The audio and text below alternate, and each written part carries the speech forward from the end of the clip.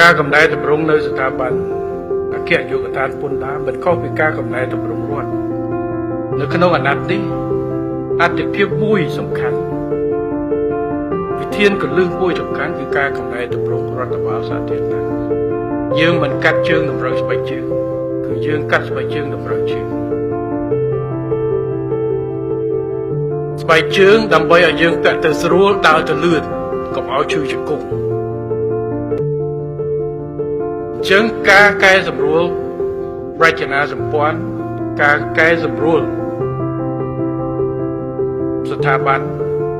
ទូនាទីភារកិច្ចរបស់អង្គភាពចំណុះគឺផ្អែកទៅលើលទ្ធផលជាគោលតើយើងចង់បានអីទីហោអគ្គនាយកដ្ឋានពន្ធដារចង់កែសម្រួលមិនមែនចង់បានតាមនឹកឃើញគឺចង់ឲ្យធ្វើម៉េចសេវាផ្ដល់ទៅឲ្យអតិថិជនកាន់តែសក្រិតកាន់តែលឿនកាន់តែប្រកបភាពសប្បាយមិនន័យថាធម្មតាជាប់ពន្ធមិនសប្បាយមែនប៉ុន្តែគាត់គង់តបងដដែលកុំឲ្យនីតិវិធីវាស្មុគស្មាញពេកបើគាត់អាចបងខ្លួនឯងពីផ្ទះមកជាជាងជិះឡានមកជួបឧទាហរណ៍ដូច3គណៈបានន័យថាពេញចិត្តនៅក្នុងការបំពេញកាតព្វកិច្ចធ្វើឲ្យមិនឈឺក្បាលបានន័យថាច្បាស់ចឹងលទ្ធផលជាគោលចឹងបានយកអានឹងយកទៅរៀបចំជា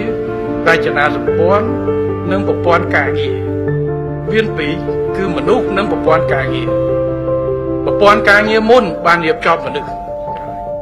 ដូចខ្ញុំនិយាយយើងមិនរៀបចំនយោបាយកឋានជាមួយអីមួយដើម្បីតម្រូវចិត្តមនុស្សមាន5នាក់អញ្ចឹងត្រូវបង្កើត5នយោបាយកឋានដើម្បីឲ្យគាត់មានការងារមានទួនាទីដូចគ្នាអត់ទេគឺយើងត្រូវគិតថា